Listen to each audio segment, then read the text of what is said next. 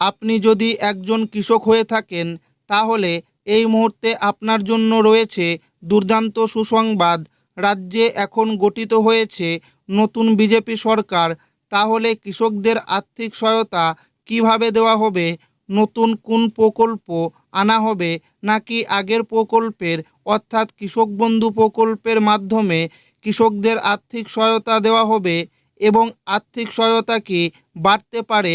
এছাড়াও মনে রাখবেন, এবার কিন্তু অনেক কৃষকরা টাকা পাবে না। কোন কোন কৃষকেরা টাকা পাবে, কারা কারা টাকা পাবে না, সেই বিষয়ে কিন্তু এই মুহূর্তে মুখ্যমন্ত্রীর তরফে সঠিক আপডেট জানানো হয়েছে। তো কবে ঢুকবে কৃষকদের ব্যাংক অ্যাকাউন্টে টাকা, সমস্ত কিছু জানাবো আজকের এই ভিডিওটিতে এবং আপনাদেরকে প্রমাণ সমেত দেখাবো।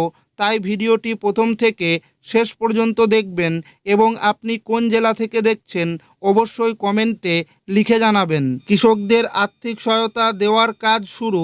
অনেক কৃষকের নাম বাতিল হলো। রাজ্যে নতুন বিজেপি সরকার গঠনের পর মুখ্যমন্ত্রী হিসাবে দায়িত্ব নিয়েছেন শুভেন্দু অধিকারী। শপথ গ্রহণের পর কয়েকদিন কেটে গেলেও কৃষকদের আর্থিক সহায়তা নিয়ে এখনও পর্যন্ত স্পষ্ট কোনো সরকারি ঘোষণা হয়নি। যদিও ইতিমধ্যেই মহিলাদের জন্য অন্নপূর্ণা ভাণ্ডার, বেকার যুবক যুবতীদের জন্য যুবশক্তি প্রকল্প, বার্ধক্য ভাতা, বিধবা ভাতা এবং প্রতিবন্ধী ভাতা নিয়ে একাধিক গুরুত্বপূর্ণ আপডেট সামনে এসেছে, কিন্তু কৃষকদের জন্য আর্থিক সহায়তার বিষয়ে নির্দিষ্ট ঘোষণা না হওয়ায় রাজ্যের কৃষকদের মধ্যে উদ্যোগ তৈরি হয়েছে। 11ই মে মুখ্যমন্ত্রী জানিয়েছিলেন আগের সরকারের কোনো সামাজিক প্রকল্প বন্ধ করা হবে না, তবে প্রকল্পগুলির নাম পরিবর্তন হতে পারে এবং আর্থিক সহায়তার পরিমাণও বাড়ানো হতে পারে। সেই সঙ্গে বিভিন্ন সরকারি ওয়েবসাইট আপডেট করার কাজও শুরু হয়েছে।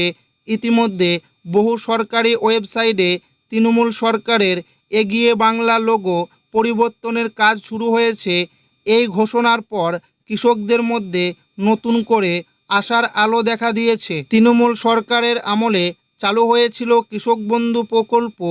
এই প্রকল্পের মাধ্যমে জমির পরিমাণ অনুযায়ী কৃষকেরা বছরে 4,000 টাকা থেকে 10,000 টাকা পর্যন্ত আর্থিক সহায়তা পেতেন। পাশাপাশি প্রাকৃতিক দুর্যোগে ফসল নষ্ট হলে বাংলা শস্য বীমা প্রকল্পের সুবিধাও দেওয়া হতো। বর্তমানে রাজ্যের বিভিন্ন জেলায় কৃষকরা পাট, তিল ও বিভিন্ন ধরনের শাকসবজির চাষ করেছেন।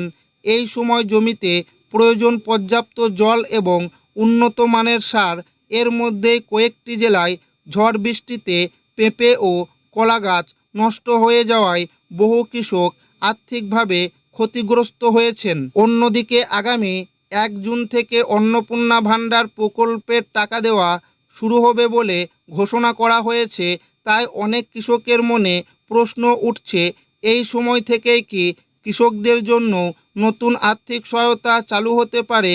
যদিও সরকারিভাবে এখনও কিছু জানানো হয়নি, তবে কৃষকদের একাংশ আশা করছেন খুব শীঘ্রই এই বিষয়ে বড় ঘোষণা আসতে পারে। ভোটের আগে বিজেপি প্রতিশ্রুতি দিয়েছিল সরকার গঠন হলে কেন্দ্রীয় সরকারের সমস্ত গুরুত্বপূর্ণ প্রকল্প পশ্চিমবঙ্গে চালু করা হবে। সেই অনুযায়ী প্রধানমন্ত্রী জন আরোগ্য যোজনা, প্রধানমন্ত্রী ফসল বীমা যোজনা, পিএম শ্রী যোজনা, বিশ্বকর্মা যোজনা, বেটি বাঁচাও বেটি পড়াও এবং উজ্জ্বলা যোজনার মতো একাধিক কেন্দ্রীয় প্রকল্প চালুর কাজ শুরু হয়েছে। 13ই মে নবান্নে হওয়া রিভিউ বৈঠকে ঘোষণা করা হয় আগামী 7 দিনের মধ্যেই কেন্দ্রীয় প্রকল্পগুলির কাজ রাজ্যে শুরু হবে। সেই অনুযায়ী বিভিন্ন সরকারি দপ্তরে প্রস্তুতির কাজও শুরু হয়েছে।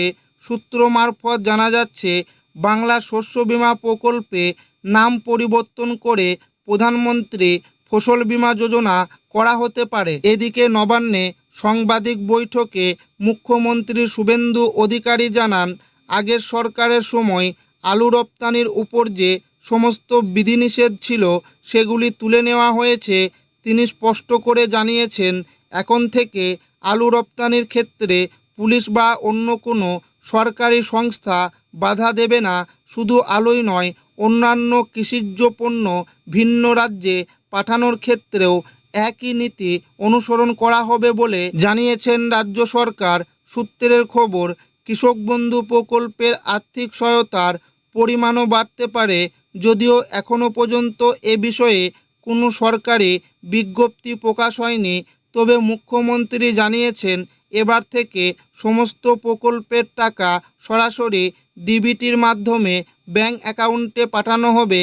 ইতিমধ্যেই লক্ষ্মীর ভাণ্ডার সহ বিভিন্ন সরকারি প্রকল্পের ওয়েবসাইটে পরিবর্তনের কাজ শুরু হয়েছে, তাই সমস্ত উপভোক্তাকে দ্রুত ব্যাংক অ্যাকাউন্টের সঙ্গে ডিবিটি লিঙ্ক করার জন্য অনুরোধ করা হচ্ছে। অনেকের একাধিক ব্যাংক অ্যাকাউন্ট রয়েছে এবং বিভিন্ন প্রকল্পের টাকা আলাদা অ্যাকাউন্টে পান। সরকার জানিয়েছেন যেই ব্যাংক অ্যাকাউন্টের সঙ্গে ডিবিটি লিঙ্ক থাকবে সেই অ্যাকাউন্টেই টাকা পাঠানো হবে। ডিবিটি যে কোনো একটি ব্যাংক অ্যাকাউন্টের সঙ্গেই লিঙ্ক করা যাবে। ডিবিটি লিঙ্ক করার জন্য www.npci.org.in এই ওয়েবসাইট থেকে করতে হবে। মুখ্যমন্ত্রী জানিয়েছেন এসআইআরে যাদের নাম বাদ গেছে, অর্থাৎ যারা ভারতীয় নাগরিক নন, তারা সরকারি কোনো প্রকল্পের সুবিধা পাবেন না। নতুন ভোটার তালিকা অনুযায়ী উপভোক্তাদের ভেরিফিকেশন করা হচ্ছে। সূত্রের খবর, এই ভেরিফিকেশনে বহু নাম বাদ দেওয়া হয়েছে। যাদের নাম বাদ যাবে তারা সরকারি প্রকল্পের টাকা পাবেন না। নারী ও শিশু কল্যাণ দপ্তরের মন্ত্রী অগ্নিমিত্রা পাল জানিয়েছেন এসআইআর তালিকা নিয়ে বিশ্লেষণের কাজ চলছে। তবে যাদের নাম ট্রাইব্যুনালে রয়েছে এবং যারা সিএএ এর জন্য আবেদন করেছেন তারাও সরকারি সুবিধা পাবেন বলে জানানো হয়েছে। এছাড়াও মুখ্যমন্ত্রী স্পষ্ট জানিয়েছেন যেসব উপভোক্তা আগে সরকারি প্রকল্পের সুবিধা পেতেন কিন্তু বর্তমানে মারা গেছেন, তাদের অ্যাকাউন্টে আর টাকা পাঠানো হবে না। শুধুমাত্র সক্রিয় ও যোগ্য উপভোক্তারাই সরকারি প্রকল্পের সুবিধা পাবেন। অর্থাৎ যাদের নাম নতুন ভোটার তালিকায় রয়েছে তাদের টাকা পেতে কোনো সমস্যা হবে না।